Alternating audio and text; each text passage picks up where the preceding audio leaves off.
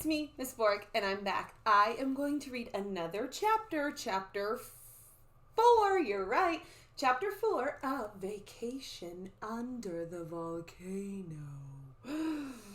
And if you remember from yesterday, this chapter is called Scary Things. I'm scared. I don't know about you. Remember that crooked-fingered lady, the soothsayer?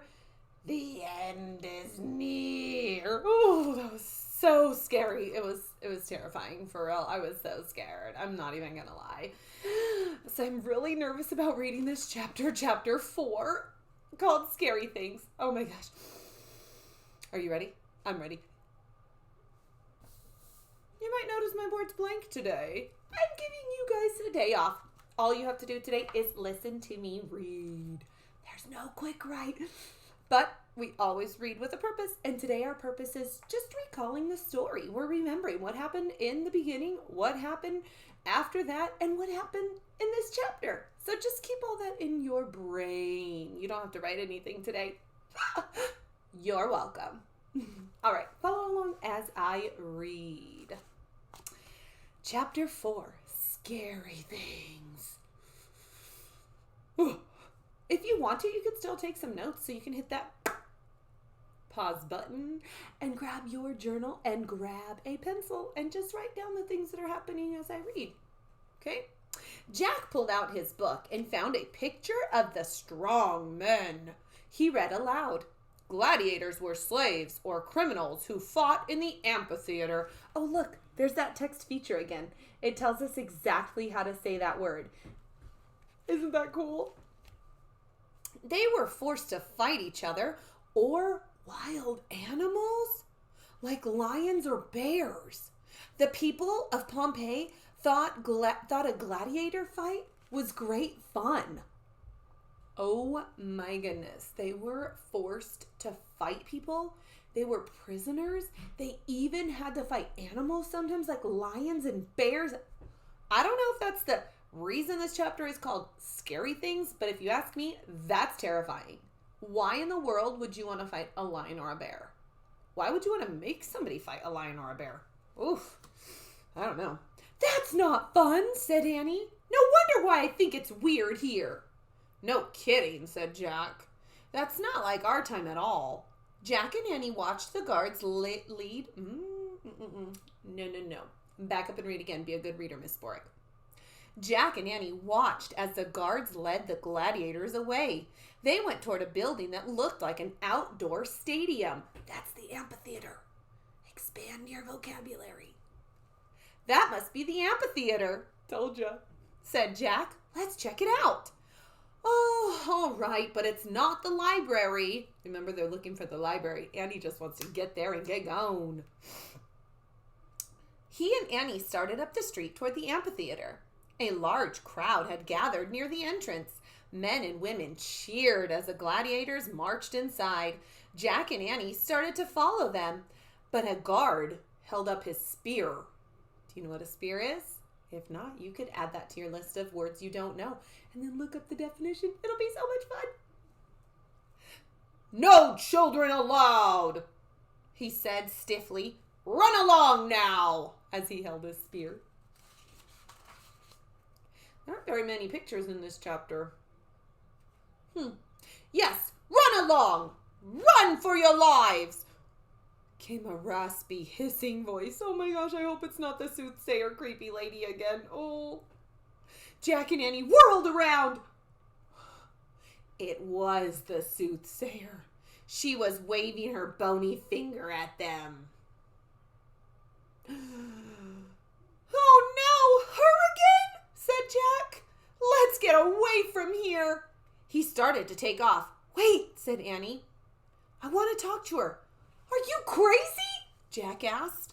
But before he could stop her, Annie ran up to the soothsayer. Whew. Annie was scared and terrified before. She seems a little bit brave now. I think I might need to change some of those adjectives. Jack watched from a distance as the woman talked. Jack, come here, quick, called Annie. Oh, brother, said Jack. He sighed and went over to Annie and the soothsayer. Tell him, said Annie. The woman fixed her gaze onto Jack. Do you know what a gaze is? I gave you a clue. She fixed her gaze onto Jack. All the streams of Pompeii have dried up, she said. Remember the stream near... Oops, that's not the old lady talking. I have to use a different voice. Remember the stream near the olive grove, said Annie. So what, said Jack. Maybe they just need some rain. No, said Annie. There are more scary things. Tell him. All the birds have flown away, the soothsayer said. Jack just stared at her. She said that all the rats left too. And the cows are making strange noises.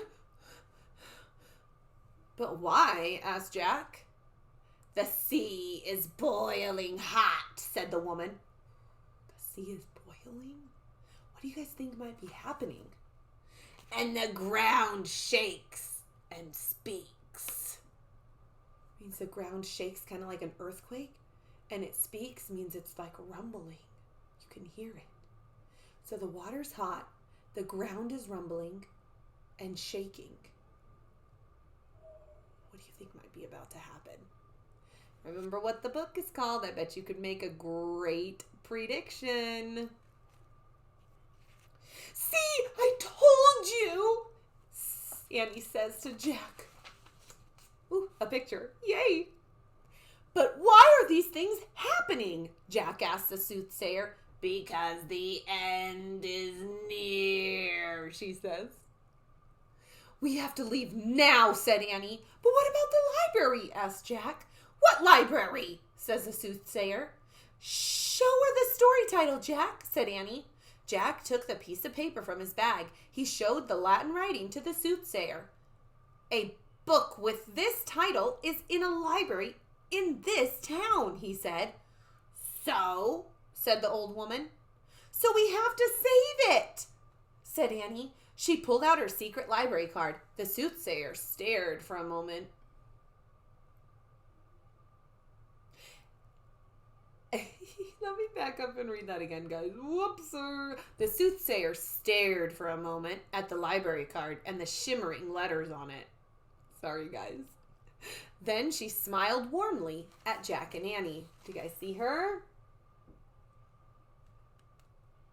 See her bony little finger? Yeah. Not as creepy as they described, huh? It's not what I pictured. I pictured something more creepy.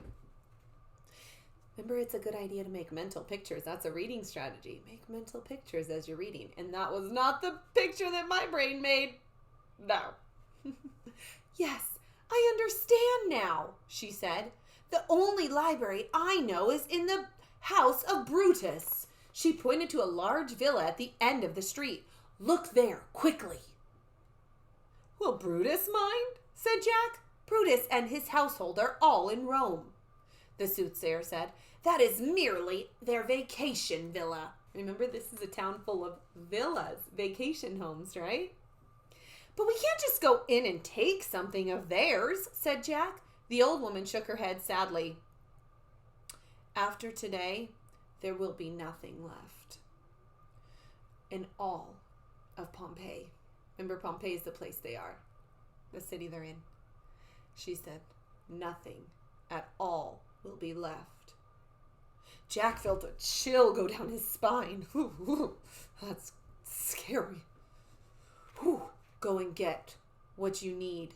Go get what you came for, she said. Then leave at once, says the soothsayer. Says the soothsayer. That's a lot of S's. Thanks, said Jack. He grabbed Annie's hand. Come on! Thanks, called Annie to the old woman. You should leave too, she added. Then Annie and Jack started running to the vacation villa. They ran as fast as they could. And as you can see, that's the end of chapter 4. Do you guys want to know what chapter 5 is called?